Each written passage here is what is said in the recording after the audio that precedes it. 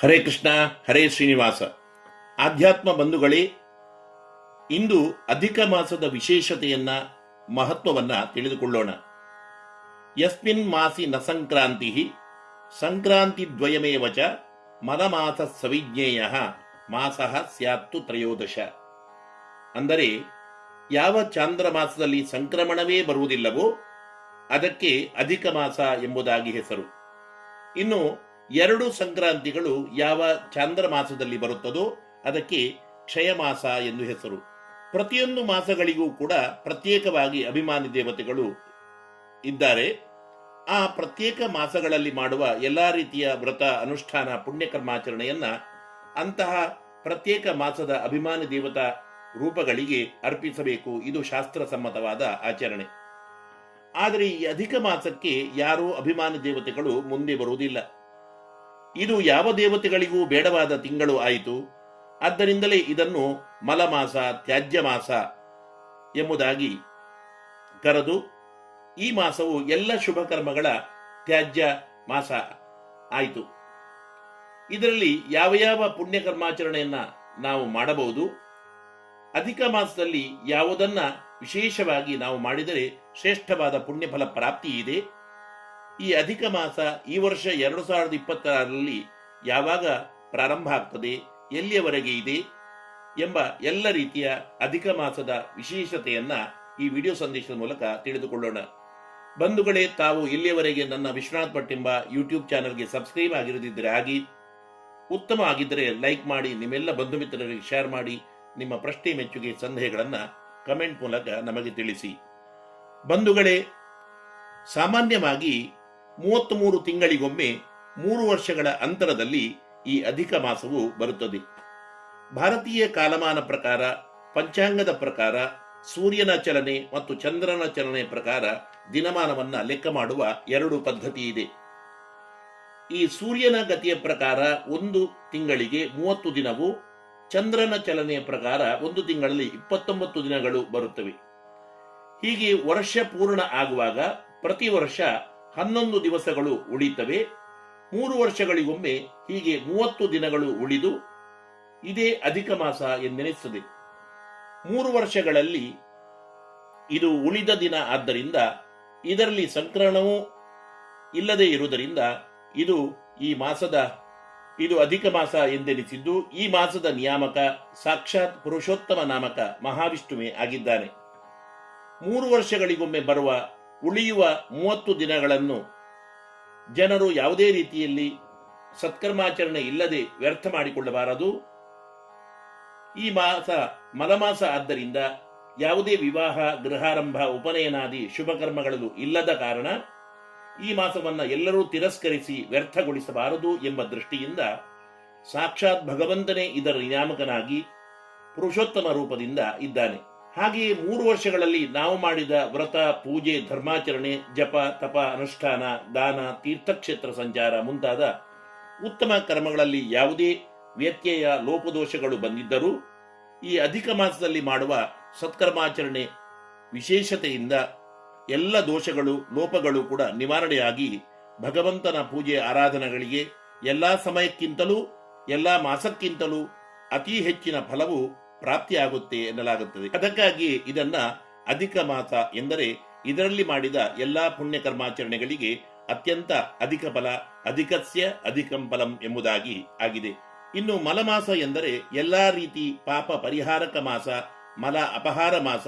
ಆದ್ದರಿಂದಲೇ ದೋಷ ಪರಿಹಾರಕ, ಮಲ ಅಪಹಾರಕ ಮಾಸ. ಆದ್ದರಿಂದ ಇದನ್ನು ಮಲಮಾಸ ಎಂಬುದಾಗಿಯೂ ಕರೆಯುತ್ತಾರೆ. ಪುರುಷೋತ್ತಮ ರೂಪಿ ಭಗವಂತನ ಅನುಗ್ರಹದಿಂದ ಮಲಮಾಸವು, ಅಧಿಕ ಮಾಸವು, ಕ್ಷಯಮಾಸವೂ ಕೂಡ ವಿಶೇಷವಾದ ಪುಣ್ಯವನ್ನ ಕೊಡುವ ಸಮಯವಾಗಿದೆ. ಈ ವರ್ಷ 2026ರಲ್ಲಿ ಇದು ಮೇ 15ರಿಂದ ಜೂನ್ 17ರವರೆಗೆ ಇರುತ್ತದೆ. ಹಾಗೂ ವೈಶಾಖ ಮಾಸ ಕಳೆದು ಇದು ಬರುವುದರಿಂದ ಇದು ಅಧಿಕ ಜ್ಯೇಷ್ಠ ಮಾಸ ಎಂಬುದಾಗಿ ಆಗಿದೆ. 33 ಸಂಖ್ಯೆಗೆ ಇದರಲ್ಲಿ ಬಹಳವಾದ ಮಹತ್ವ ಇದೆ. 3 ವರ್ಷಗಳಿಗೊಮ್ಮೆ ಬರುವ 30 ದಿವಸ, ಹಾಗೆಯೇ 3 ವರ್ಷಗಳ ಸಂಕೇತವಾಗಿ 3 ದಿನ, ಹೀಗೆ 33 ಸಂಖ್ಯೆ ಈ ತಿಂಗಳಲ್ಲಿ ಅಧಿಕ ಮಾಸದಲ್ಲಿ ವಿಶೇಷ ಮಹತ್ವವನ್ನು ಪಡೆದಿದ್ದು, ಈ 33 ದಿನಗಳಿಗೂ ಕೂಡ ಪೂರ್ಣವಾಗಿ ಪುರುಷೋತ್ತಮ ರೂಪಿ ಭಗವಂತ ಶ್ರೀಮನ್ನಾರಾಯಣನೇ ನಿಯಾಮಕನಾಗಿದ್ದಾನೆ. ಇನ್ನು ಪ್ರತ್ಯೇಕವಾಗಿ 33 ದಿನಗಳಿಗೂ ಕೂಡ ಬೇರೆ ಬೇರೆ ಭಗವಂತನ ರೂಪಗಳ ಧ್ಯಾನವನ್ನ, ಚಿಂತನೆಯನ್ನ ಶಾಸ್ತ್ರದಲ್ಲಿ ಹೇಳಲಾಗಿದೆ. ಇದರ ಸಂಕೇತವಾಗಿಯೇ ಅಧಿಕ ಮಾಸದಲ್ಲಿ 33 ಅಪೂಪದಾನಗಳನ್ನ ಶ್ರೇಷ್ಠ ಬ್ರಾಹ್ಮಣರಿಗೆ ಕಾಂಸ್ಯ ಪಾತ್ರೆ ಅಂದರೆ ಹೊಸ ಕಂಚಿನ ಪಾತ್ರೆಯಲ್ಲಿ ದಾನ ನೀಡಿದರೆ, ಅಥವಾ 33 ಫಲಗಳನ್ನು, ಕಾಯಿಗಳನ್ನು, 33 ಬೇರೆ ಬೇರೆ ಉಪಯೋಗಿ ವಸ್ತುಗಳನ್ನು, 33 ರೂಪಾಯಿಗಳನ್ನು ಅಥವಾ 33 ವಿಶೇಷವಾದ ಧಾರ್ಮಿಕ ಪುಸ್ತಕಗಳನ್ನು ಶ್ರೋತ್ರಿಯ ಬ್ರಾಹ್ಮಣೋತ್ತಮರಿಗೆ ನೀಡಬಹುದು. ಒಟ್ಟಿಗೆ 33 ಬ್ರಾಹ್ಮಣರಿಗೂ ಕೂಡ ಯಥಾಶಕ್ತಿ ದಾನವನ್ನು, ದಕ್ಷಿಣೆಯನ್ನು ನೀಡಿ ಪುಣ್ಯವನ್ನ ಪಡೆದುಕೊಳ್ಳಬಹುದು. ಇನ್ನು 33 ಕನ್ಯೆಯರಿಗೆ ಯಥಾಶಕ್ತಿ ಮಂಗಲ ದ್ರವ್ಯಗಳನ್ನು, 33 ಸುಮಂಗಲಿಯರಿಗೆ ಯಥಾಶಕ್ತಿ ಮಂಗಲ ದ್ರವ್ಯಗಳನ್ನು, ಬಾಗಿನ ಇತ್ಯಾದಿಗಳನ್ನು ದಾನ ಮಾಡುವುದರಿಂದಲೂ ಕೂಡ ಈ ಅಧಿಕ ಮಾಸದಲ್ಲಿ ವಿಶೇಷ ಪುಣ್ಯ ಫಲ ಪ್ರಾಪ್ತಿ ಇದೆ. ಈ ಅಧಿಕ ಮಾಸದಲ್ಲಿ ಬರುವ 33 ಭಗವದ್ ರೂಪಗಳನ್ನ ಶಾಸ್ತ್ರಗಳಲ್ಲಿ ಈ ರೀತಿ ತಿಳಿಸಿದ್ದು: ವಿಷ್ಣುಂ ಜಿಷ್ಣುಂ ಮಹಾವಿಷ್ಣುಂ ಹರಿಂ ಕೃಷ್ಣಂ ಅಧೋಕ್ಷಜಂ ಕೇಶವಂ ಮಾಧವಂ ರಾಮಂ ಅಚ್ಯುತಂ ಪುರುಷೋತ್ತಮಂ ಗೋವಿಂದಂ ವಾಮನಂ ಶ್ರೀಶಂ ಶ್ರೀಕಂಠಂ ವಿಶ್ವಸಾಕ್ಷಿಣಂ ನಾರಾಯಣಂ ಮಧುರಿಪುಂ ಅನಿರುದ್ಧಂ ತ್ರಿವಿಕ್ರಮಂ ವಾಸುದೇವಂ ಜಗದ್ಯೋನಿಂ ಅನಂತಂ ಶೇಷಶಾಯಿನಂ ಸಂಕರ್ಷಣಂ ಚ ಪ್ರದ್ಯುಮ್ನಂ ದೈತ್ಯಾರಿಂ ವಿಶ್ವತೋಮುಖಂ ಜನಾರ್ದನಂ ಧರಾವಾಸಂ ದಾಮೋದರಂ ಅಘಾರ್ದನಂ ಶ್ರೀಪತಿಂ ಚ ತ್ರಯತ್ರಿಂಶತ್ ಉದ್ದಿಶ್ಯ ಪ್ರತಿನಾಮಭಿಃ ಮಂತ್ರೈರೇತೈಶ್ಚ ಯೋ ದದ್ಯಾತ್ ತ್ರಯಸ್ತ್ರಿಂಶತ್ ಅಪೂಪಕಂ ಪ್ರಾಪ್ನೋತಿ ವಿಪುಲಾಂ ಲಕ್ಷ್ಮೀಂ ಪುತ್ರಪೌತ್ರಾದಿ ಸಂತತಿಂ. ಅಂದ್ರೆ ಅಧಿಕ ಮಾಸದಲ್ಲಿ ಈ ಭಗವಂತನ 33 ರೂಪಗಳನ್ನು ಚಿಂತನೆ, ಧ್ಯಾನ ಮಾಡಬೇಕು.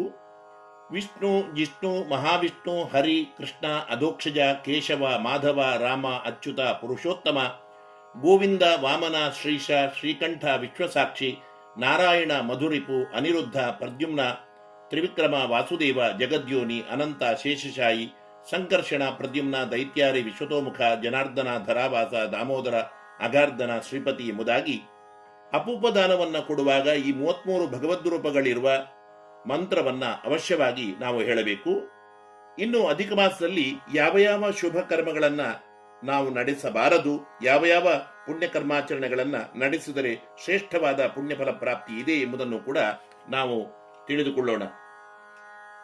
ಅಧಿಕ ಮಾಸದಲ್ಲಿ ಅನ್ನಪ್ರಾಶನಂ ಆರಂಭಂ ಗೃಹಾಣಾಂ ಚ ಪ್ರವೇಶನಂ ಸ್ನಾನಂ ವಿವಾಹಂ ನಾಮಾತಿಪನ್ನಂ ದೇವ ಮಹೋತ್ಸವಂ ವ್ರತಾರಂಭಂ ಸಮಾಪ್ತಿಂ ಚ ಕಾಮ್ಯಕರ್ಮ ಚ ಪಾಪನಾಂ ಪ್ರಾಯಶ್ಚಿತ್ತಂ ಚ ಸರ್ವಸ್ಯ ಮಲಮಾಸೆ ವಿವರ್ಜಯೇತ್.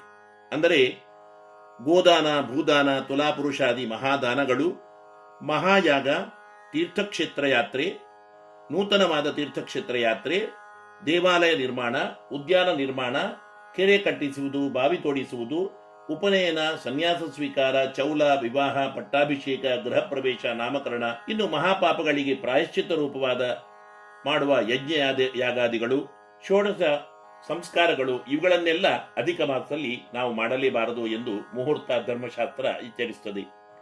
ಇನ್ನು ಅಧಿಕ ಮಾಸದಲ್ಲಿ ಎಲ್ಲರೂ ನಡೆಸಬಹುದಾದ ಉತ್ತಮ ಕರ್ಮಾಚರಣೆಗಳು: ತುಳಸಿಯನ್ನ ಸಾಕುವುದು, ಹೊಸದಾಗಿ ತುಳಸಿ ಸಸ್ಯವನ್ನ ಮನೆಗೆ ತಂದು ಪಾಲನೆ ಮಾಡುವುದು, ನೆಡುವುದು, ಸಾಕುವುದು ಇತ್ಯಾದಿ. 33 ತುಳಸಿ ಸಸ್ಯಗಳನ್ನ ಶ್ರೇಷ್ಠ ಬ್ರಾಹ್ಮಣರಿಗೆ ದಾನ ಕೊಡುವುದರಿಂದ ವಿಶೇಷ ಪುಣ್ಯಫಲ. ಗೋಸೇವೆ, ಗೋಪೂಜೆ ನಡೆಸಿದರೆ ಅಧಿಕ ಮಾಸದಲ್ಲಿ ಶ್ರೇಷ್ಠವಾದ ಪುಣ್ಯಫಲ ಪ್ರಾಪ್ತಿ ಇದೆ. ಗಂಗಾದಿ ಪುಣ್ಯ ನದಿ ಸ್ನಾನ ನಡೆಸಿದರೆ ಪುಣ್ಯವಿದೆ. ಬ್ರಾಹ್ಮಣೋತ್ತಮರಿಗೆ ವಿಶೇಷವಾದ ಅಧ್ಯಯನ, ಅಧ್ಯಾಪನ, ಯಜನ, ಯಾಜನ, ದಾನ ಪ್ರತಿಗ್ರಹಣಾದಿ ಷಟ್ಕರ್ಮಗಳನ್ನು ವಿಶೇಷವಾಗಿ ನಡೆಸುವುದರಿಂದ ಮಹಾಪುಣ್ಯವಿದೆ. 33 ಭಗವದ್ಗೀತೆ ಪುಸ್ತಕಗಳನ್ನು ಓದುವ ಇಚ್ಛೆಯುಳ್ಳ ಧಾರ್ಮಿಕ ವಿದ್ಯಾರ್ಥಿಗಳಿಗೆ ನೀಡಿದರೆ ಅತ್ಯುತ್ತಮವಾದ ಫಲ ಪ್ರಾಪ್ತಿ ಇದೆ. ಅಶ್ವತ್ಥ ಪ್ರದಕ್ಷಿಣೆ ಪೂಜೆಯನ್ನ 33 ದಿನಗಳಲ್ಲಿ ಬೆಳಿಗ್ಗೆ ನಡೆಸಿದರೆ ಅಧಿಕವಾದ ಪುಣ್ಯ ಫಲ ಪ್ರಾಪ್ತಿ ಇದೆ.